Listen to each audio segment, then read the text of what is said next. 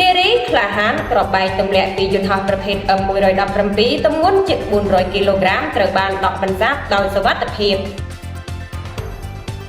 កម្លាំងជំនាញក្របបែកទម្លាក់ពីយន្តហោះបានដោះបន្សាបនិងដឹកជញ្ជូនក្របបែកទម្លាក់ពីយន្តហោះប្រភេទ M117 ប្រកបដោយសុវត្ថិភាពនៅថ្ងៃទី23ខែមិថុនាឆ្នាំ2025ក្របបែកប្រភេទ M117 នេះមានទម្ងន់ប្រមាណ372គីឡូក្រាមមានបណ្ដោយជាង2ម៉ែត្រមានអង្កត់ផ្ចិតជាង40សង់ទីម៉ែត្រក្របបែកប្រភេទ M117 នេះអាចទម្លាក់ពីយន្តហោះប្រភេទ B52 ក្នុងកំឡុងឆ្នាំ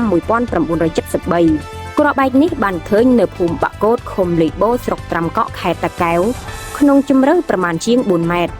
ទីតាំងនេះបានរកឃើញសរុបចំនួន11គ្រាប់ដូចមានបង្ហាញក្នុងគំនូរប្លង់សូមបញ្ជាក់ថាដោយទទួលបានការអនុញ្ញាតពីសម្ដេចធិបតីប្រមុខរាជរដ្ឋាភិបាលអង្គភាពស៊ីម៉ាក់បាននឹងកំពុងស្រាវជ្រាវផ្ទៀងផ្ទាត់ទិន្នន័យ